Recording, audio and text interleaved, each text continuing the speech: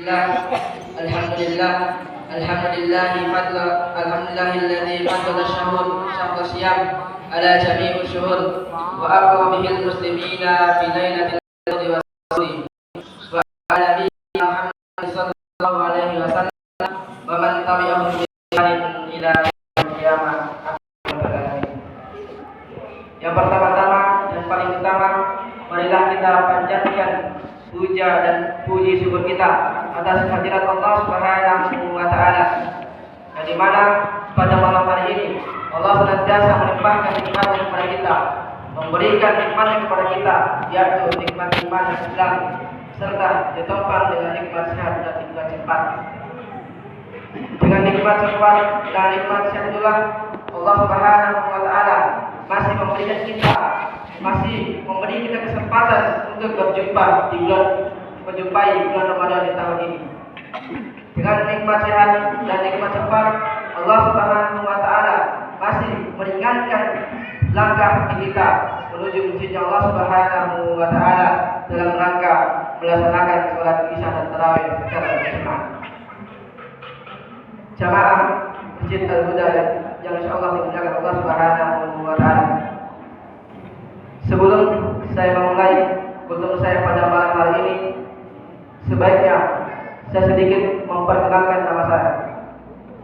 Perkenalkan, nama saya Muhammad Arga Pratama. Asal saya Sulawesi Tengah, Poso. Saya dari Pondok Pesantren Tahfidzul Quran Al-Fadilah. Alhamdulillah, saya di sini sudah mau menjenjang 2 tahun. Jamaah Masjid Al-Huda yang dimuliakan Allah Subhanahu wa taala. Saya sedikit membawakan kultum yang berjudul Tinsan saat melaksanakan puasa Ramadan. Puasa Ramadan ditegakkan pada zamannya Nabi Muhammad sallallahu alaihi wasallam. Pada saat itu para sahabat Nabi cara mengetahui datangnya bulan Ramadan yaitu melihat terbitnya matahari hingga terbenamnya matahari. Dari situlah kaum muslimin diperbolehkan makan dan minum, atau barang siapa yang mau bercampur dengan istrinya maka dibolehkan pada malam puasa. Hal itulah yang menjadikan sahabat Nabi sallallahu alaihi wasallam pingsan, ialah bernama Qais bin Sirma. Al-Kisah pada siang hari sang sahabat ini di suatu kebun atau di suatu ladang, yang pada siang itu sang sahabat ini membersihkan ladangnya dan menanam beberapa pohon.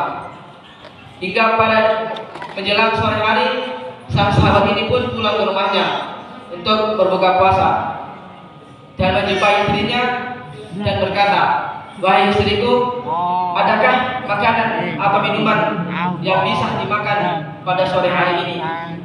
Namun jawaban sang istri, "Wahai suamiku, sesungguhnya tidak ada makanan atau minuman sedikit pun yang bisa dimakan pada sore hari ini."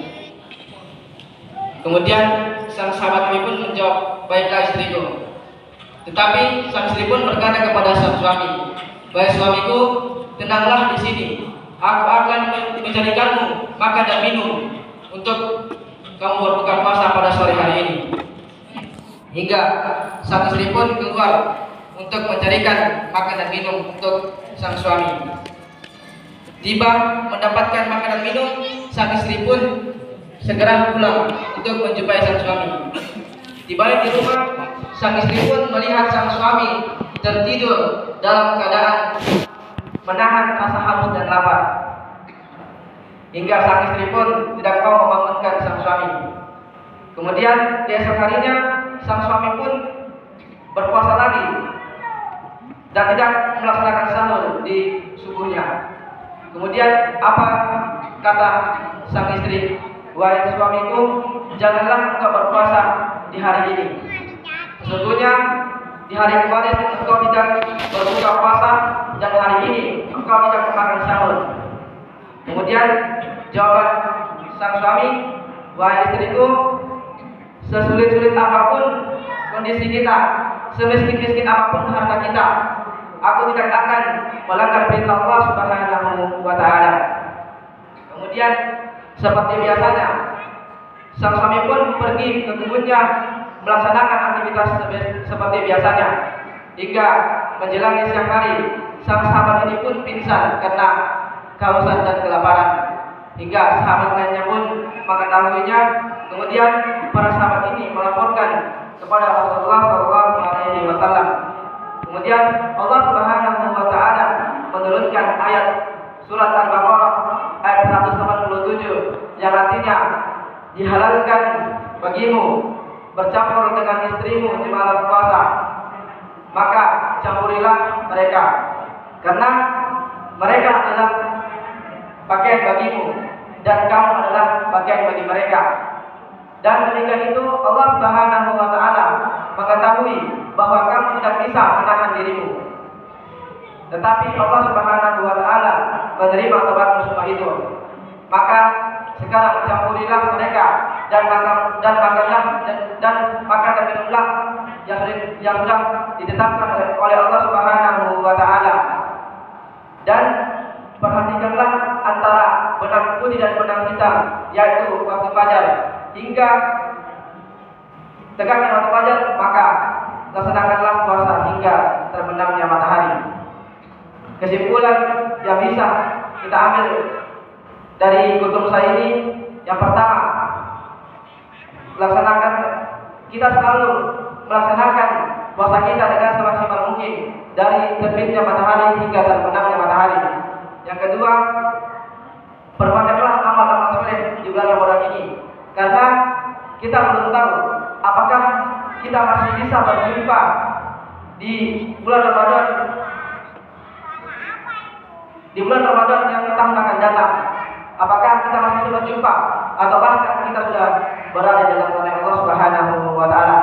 Yang ketiga, memperbanyaklah membaca Al-Qur'an di bulan suci Ramadan, karena Allah Subhanahu wa taala telah